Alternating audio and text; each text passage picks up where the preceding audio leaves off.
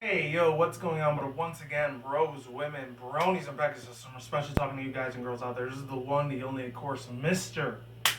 Nintendo Sony Free 2011 AK Cruising Guide 2009. Of course, you guys on Wrestling Interest Channel. Before to begin, definitely check out freenumber.com and, of course, Prevalent or Sue's on that. If any people want a special channel, banner, design, or picture specifically made just for you guys, I'll leave all the links to the social media networking in the description box down below. If any people are interested in that biz partner program, best partnership I've ever had, all that good shit. And before I begin, man, this was a very funny ass episode. I'm not gonna lie, it definitely went beyond my expectation of what it was originally gonna be about.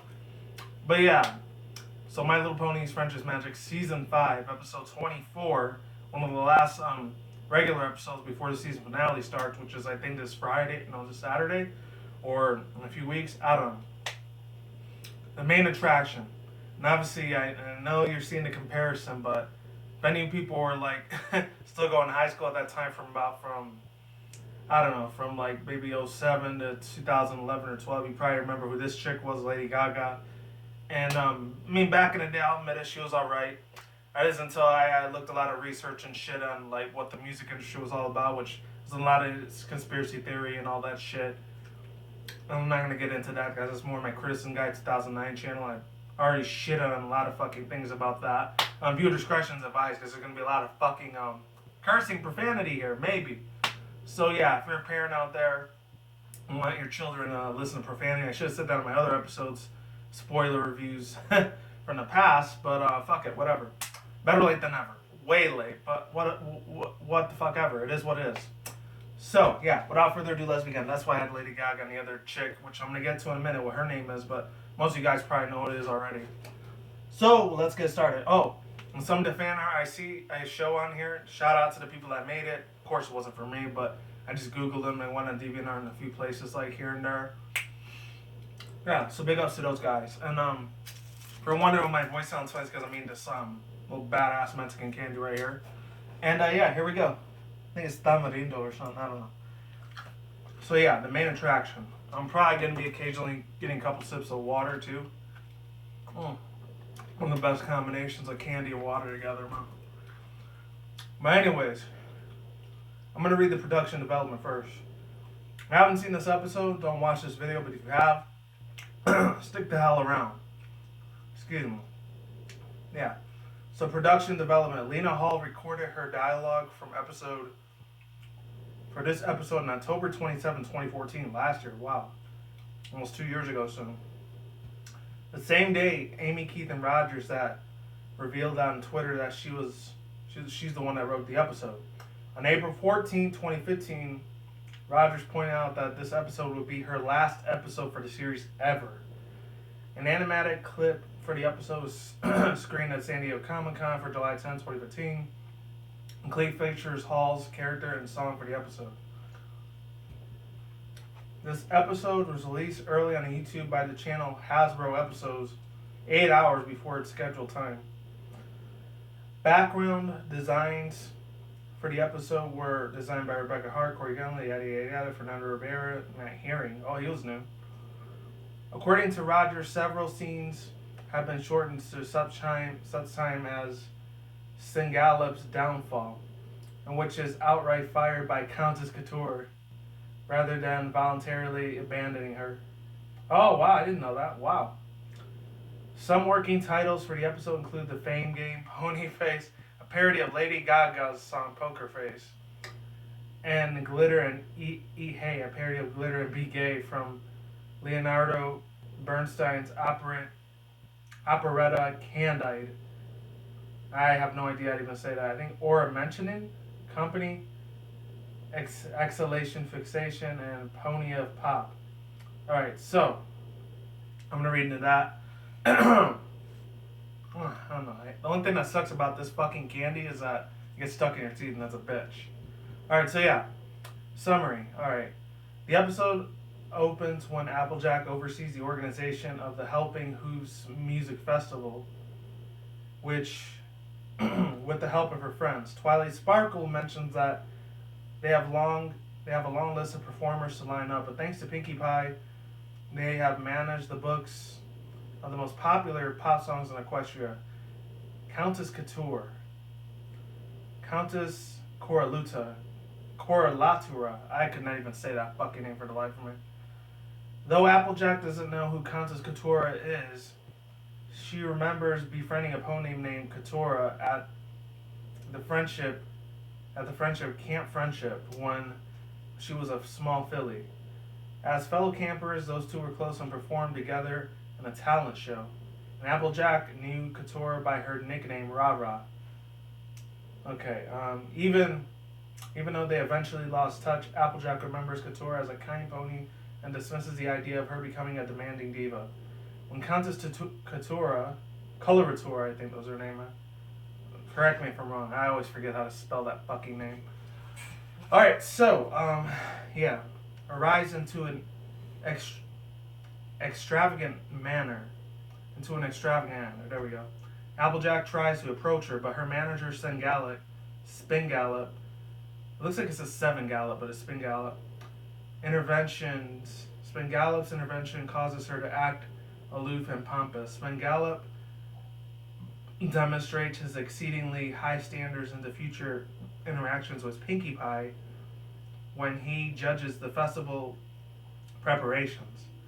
Applejack confides rarity that she hardly recognizes the pony she once knew, but in the instance she has changed her mind once she sees Countess Couture's perform, glitz and glamour. And her rehearsal for the music festival, Countess Couture performs a techno pop song with backup dancers and strobe lights. Her spectacle is met with mostly positive reception, but Applejack finds it too flashy. All of Spin Gallop's praise is towards the bells and whistles, rather than Coloratura singing. When a meet and greet with the school foals is next for Coloratura schedule, Spin Gallop, there we go, suggests skipping it. But Coloratura refuses, saying that the meeting school ponies is her favorite part of any event. Coloratura happily meets the foals of Ponyville and announces that a contest in which the winners will sing on stage with her during the festival. Applejack is pleased that a glimmer of her old friend still remains. Meanwhile, Spin Gallop meets Pinkie Pie and piles more hard-to-meet demands upon her, threatening to put Coloratura out of the festival if his demands are not met.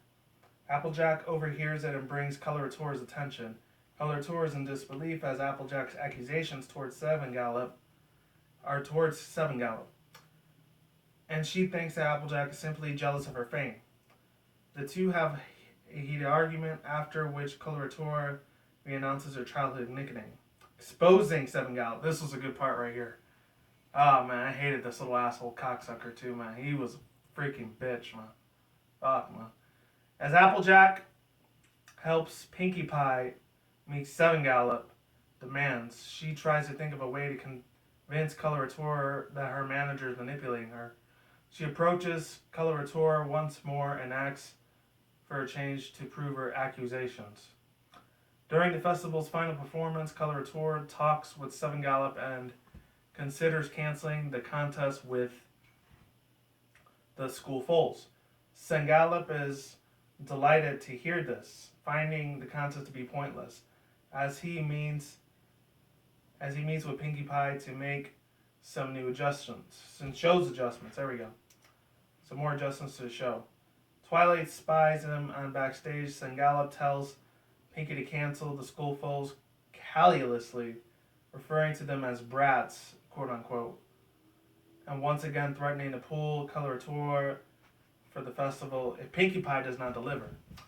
When Seven Gallop returns to the stage, Twilight magically broadcasts a recording of his conversation with Pinkie Pie towards the crowd. The Seven Gallop is exposed. Confronted by a furious Coloratura, Seven Gallop angrily leaves her to her own devices. I'm just a pony. Oh my god, this thing really sounded like a reverse version of Frozen a little bit. And a few other pop songs, except as an R&B rhythm beat type of song or whatever. That evening, without a manager for guidance, Coloratura is incredibly nervous about her performance. Applejack tells her that Singallop was only promoting a false persona and using her to enjoy the perks of stardom. But a true perk of friendship is able to be of one true self. Twilight welcomes Countess Coloratura to the stage, and as the curtains open, Coloratura appears without the veil and makeup that were a signature of her persona. Without a piano and backup orchestra, Ra Ra, quote unquote, sings a heartfelt song that brings both her and Applejack to tears. Her performance is met with overwhelming applause. In a show of gratitude, Coloratura invites the Cuban Crusaders to the stage to reprise of the song that her and Applejack were writing together years before. And there's quotes, and I'll just read the pictures real quick and I'll get my overthoughts, views, and opinions like I normally do. Unless you're brand new to the channel, that's what I normally do. All 5 of you, even though I got almost 660 subscribers. You think it'd be more. Well, whatever. But I still appreciate you guys for watching anyways. Thank you very much. So the prologue says, gas. Applejack doesn't know Countess Coloratura. Ra-Ra, performing Equestria, the land I love with great passion. Countess Coloratura performs the spectacle. Singallop is a very demanding pony, and a fucking asshole too. Singallop exposed. I'm mad that little piece of shit got exposed and got the hell out. Coloratura gives a tearful performance of the magic inside. That's the one that sounded like Frozen a little bit. Okay, so overall thoughts, views, and opinions. The obvious thing I really want to talk about, obviously, it was a parody pony of Lady fucking Gaga, which I'm not gonna lie, at that time, I think it was like my junior, senior year of high school. I actually did enjoy a little bit of her music, even though she was a crazy fucking bitch. She was insanely wild as fuck. Even though she has calmed down a little bit, it was real crazy, phenomenal, insanely stuff, which I do know the reason why she does that, because the managers are pretty much her... The only thing I'm going to say about that, she's pretty much a puppet to the fucking slave of the mainstream media industry. That's all. I'm going to leave it at that. You guys do the rest of your research on that, because I'm not going to explain it here. I'm here to entertain you guys. Sometimes. I don't know. Especially when I do my reactions. But yeah, obviously she was like a complete ripoff in it of Lady Gaga, and the only difference was, even though some people said that on Photo Finish, and I think in the first or second season, she was the original like Lady Gaga pony. This one took it by a landslide for real. And her voice actors was actually from I think an Emmy Award winning Broadway actress, Lena Hall, which I've never heard of before because I don't really watch Broadway stuff. I'm not really in tune with that type of thing. I know some of the Pegasisters, especially people like Carmen Mary Medley and Pinky Rose and all those other girls out there, and like one or two guys, of course. They were really big enough Broadway stuff. Me, I never really cared too much for that at all. And I'm just saying that the gay homosexuals are into that too. I mean, if they are, hey, do whatever the hell they want to do. It's all great with me. I don't care. Other than that, but yeah, it was a really real neat little amazing thing. They even had a little bit of auto-tune, and it was like, wow, did they really do this in the My Little Pony show? That actually blew the fuck out of my mind. It blew it straight out of the fucking water. It mushed into everywhere. Like, holy shit. Not in a bad way, but not necessarily in a good way. It's just kind of in a gray line, in my own personal viewpoint opinion. And another thing that was really kind of awkward about this episode is that, and that's a bash on gay homosexual people out there if you're watching this. I'm not trying to bash over community. I said that countless times over there on my Criticism Guy channel. My God. They really outdid the whole glam and makeup type of thing. It was, wow. I mean, I'm not going to say I was against it or for it. It's just, I mean, I'm going to let them do their own thing, you know. It is what it is. But, yeah, I know the fandom must have had a fucking field day with that one. They must have been super happy with it, too. Some of them. Maybe not all of them, but it is what it is. Everyone's entitled to their own opinion. What have you. And, what else did I like about that? I really like the fact that, oh, man, I love the fact that that asshole little douchebag of a fucking cocksucker, Singallop, he got exposed because he treated Pinkie Pie like complete shit. And it was really bad. He literally treated her like horse manure shit. It's like, I wanted this, I wanted that, I wanted my Crystal Empire crystals, my rainbow crystals, and I wanted 500, I think that was what he said, like, he wanted 500, 500 apples like cut and peeled within less than 24 hours. Like, what the hell? That's insane. So I guess they got 24 hours like they do here in reality of Earth. That's a really, really crazy ass concept if you really, really dig deep into it, ladies and gentlemen, or boys and girls if you're watching, if you're younger than me. And what else did I really, really appreciate about the episode? I'm glad Applejack finally opened her eyes that like Sengala really didn't care about whatever counts as couture, aka Rah Rah, like really wanted to do with her musical ambition. She was just using her. She was just using her as like a backup or whatever, like just to get all these perks and all this fame, all these billion trillion dollars. Well, not dollars, billion trillion bits, because you know bits are the currency of this world. I mean, not this world, of that world, not like ours. But other than that, oh man, I'm glad he had this little history. Like, oh, if you don't meet my demands, my fair reasonable demands, I'll pull her out of the music festival, the hoof helping music festival instead of the hands helping music festival. I don't know if there's something like that in real life. The only two that I'm aware of like that, the iHeartRadio fucking thing, and what else? The other thing, which I really don't listen to mainstream media music. It's been like what 6-7 years the last time I heard anything mainstream media. It's probably after I was out of college, so probably about 5-6 years. It's been a very long ass time. And the only time I used to listen was when I was still hanging out with the buddies and friends, which I still got.